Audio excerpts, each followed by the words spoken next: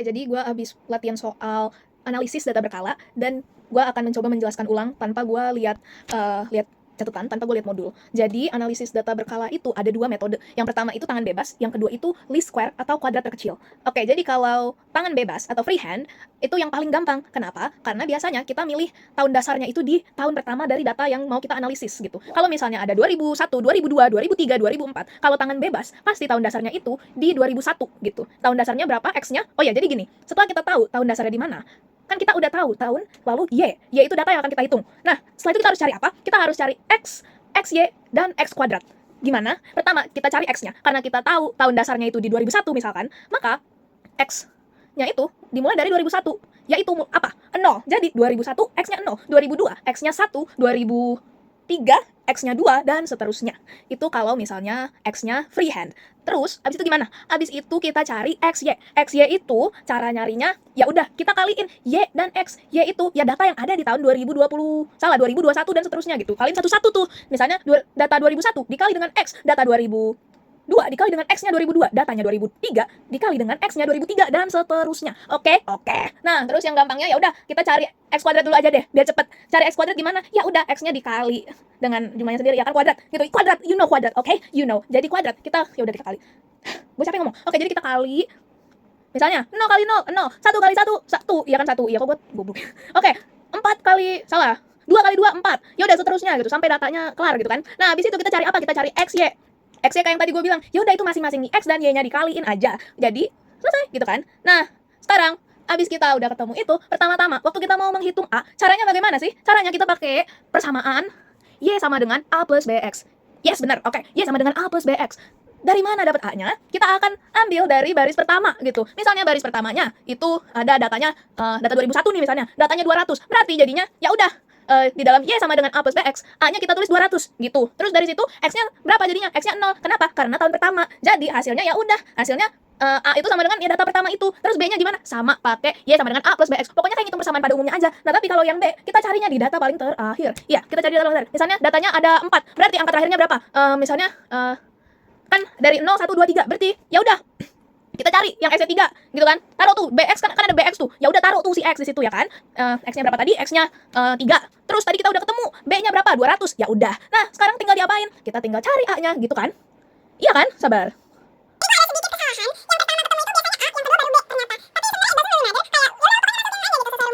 That's it, itu tangan bebas, easy, easy. Oke, kalau kita udah ketemu A sama B-nya, kita apain? Kita masukin ke persamaan Y topi, bukan Y topi, iya benar, Y topi Y topi sama dengan A plus BX. Dah, kelar. Jadi itu, oke?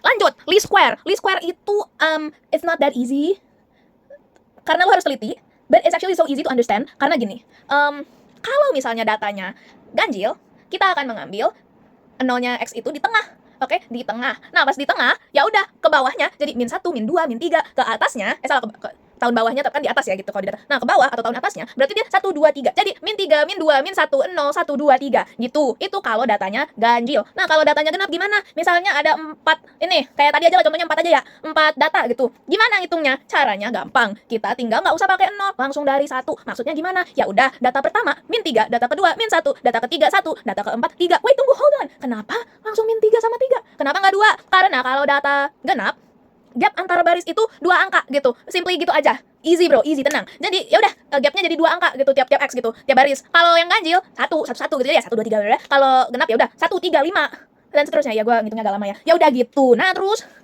kalau sudah begitu bagaimana? Kalau sudah begitu ada 2 rumus. Enggak salah. Bukan gitu. Ya emang ada dua cara gitu, tapi nanti kita jelaskan ya.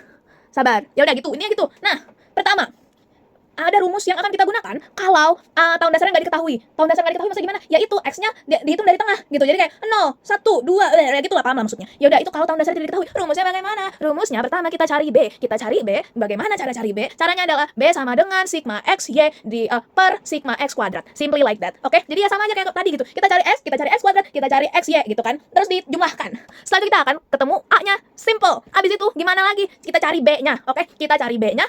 Caranya gimana? Caranya B, salah. Tadi kita cari B, jadi yang ketemu B, sorry. Sekarang kita cari A-nya. Cara cari A-nya gimana? Cara cari A-nya, kita... gue capek dah. Cara cari A-nya itu... Cara cari O-nya itu... kita itu A sama dengan sigma Y per N. Kadang gue suka ingetnya gimana? Gue suka ingetnya pakai YN cuy. Kenapa YN? Karena I don't know, di Wattpad banyak gitu kan, dan memorable aja cara penyebutannya. Jadi ya gue sebut nyari B dari least square yang tahun dasar nggak diketahui, itu rumus YN gitu. Gitu YN ya Wattpad gitu. Kayak gitu. Oke, lanjut. Kalau misalnya oh ya, habis kita ketemu A dan B-nya gimana? Ya udah, kita masukin lagi ke rumus yang biasanya, yaitu Y topi sama dengan A plus BX. Gue nggak tahu namanya Y topi atau apa ya. Tapi kayaknya gue dengar dari dosen gue sih gitu ya. Tapi maaf kalau salah. Terus habis itu apa lagi? Oh ya, kalau misalnya aduh, kok gue susah banget ingetnya. Oh ya, kalau misalnya tahun dasarnya sudah diketahui, misalnya gimana? Misalnya di soal disebutin kayak, dari tahun 2001 sampai 2005, ternyata tahun dasarnya itu ada di 2004. Nah, loh gimana carinya? Nah, cara mencarinya, pokoknya gini, kita akan memakai rumus ini jika total dari X itu tidak nol gitu. Makanya biasanya soalnya itu cuma ada di rumus kayak gitu cuma ada di soal-soal yang ngasih tahu tahun dasarnya dan tahun dasarnya dari tengah. Intinya kayak gitu. Oke. Nah, habis itu gimana dong rumusnya? Ya udah, kita masih sama caranya, cari A dan B. Tapi first we have to make, yaitu X kuadrat dan XY gitu. Habis itu gimana? Habis itu kita cari B. Gimana cara cari B-nya? Cara cari B-nya adalah B sama dengan N dikali sigma XY dikurang sigma X dikali sigma Y per N sigma X kuadrat dikurangi atau dikali ya? Kayak dikurangi dalam kurung sigma X kuadrat. Oke, kuadratnya di luar kurung. Yes, bener. Oke, gitu caranya ya. Nah, terus cara cari A-nya gimana? Nah, ini yang agak unik nih. Tapi gampang kok diingatnya. Simply gini, A sama dengan Y bar dikurangi BX bar. Ya, jadi B dikali X bar. Y bar apa? Rata-ratanya Y. X bar apa? Rata-ratanya X. That's it. Abis itu ya udah make the persamaannya gitu. Persamaannya itu Y topi sama dengan A plus BX. Oh my gosh, I didn't know data berkala ternyata se-easy ini cuy. Oke, that's it. Bye-bye. Good luck UTS-nya, future me. Oke, ternyata gue nemu ada satu rumus lagi, gue lupa jelasin. Tapi rumus ini gue gak terlalu kuasain, jadi gue akan jelasin seadanya. Rumus ini namanya semi rata-rata atau semi average. Gue anggap rumus ini tuh sebenarnya mirip sama freehand, cuman dia menggunakan rata-rata.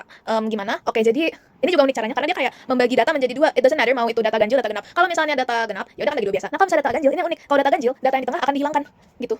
Ya, I don't know why, tapi ya begitulah adanya. Nah, setelah dibagi dua apa? Masing-masing dari datanya gitu. Kayak contoh misalnya ada data dari 2001 sampai 2010. Jadi kan dibagi duanya itu jadi kayak 2001 sampai 2005, terus 2006 sampai 2010. Ya udah, pertama kita akan cari nilai tengah dari X di kedua data tersebut. Misal data yang atas X-nya berapa, yang di tengah, data yang bawah X-nya berapa kalau yang di tengah gitu. Nah, ini agak tricky, tapi sebenarnya gampang. Kalau misalnya ganjil ya udah kan tinggal yang nilai tengah. Kalau misalnya genap bagaimana? Kalau misalnya genap sama ambil nilai tengah aja, bisa koma, bisa ya you know, the logic is anything yang di tengah itu, nggak harus X-nya tok gitu. Jadi kalau misalnya ganjil ya udah jadi berapa koma gitu misalnya, kan gitu. Nah, terus apa lagi? Oke, kan kita udah cari X-nya nih masing-masing. Habis kita cari X-nya masing-masing itu kita cari Y-nya masing-masing. Cara cari Y-nya masing-masing gimana? Simply kita cari rata-ratanya aja dari tiap data atas sama data bawah gitu. Kita cari rata-ratanya data atas, kita cari rata-ratanya data bawah. Nah, kalau udah ketemu gimana? Kita bakal bikin persamaan. Persamaannya gimana? Yaitu yang biasa, Y sama dengan A plus BX gitu. Nah, tapi karena ini ada dua data, otomatis kita akan memiliki dua persamaan Y sama dengan A plus BX gitu kan. Nah, terus kita harus ngapain? Kita eliminasi gitu. Jadi ya udah, ya gitu. Persamaan data atas sama data bawah gitu kayak dikurangin atau selisihnya I think gitu.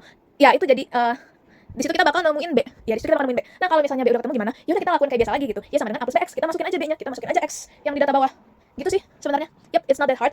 Tinggal dibiasain aja sebenarnya, which sebenarnya gue belum terlalu biasa. But it's okay gitu.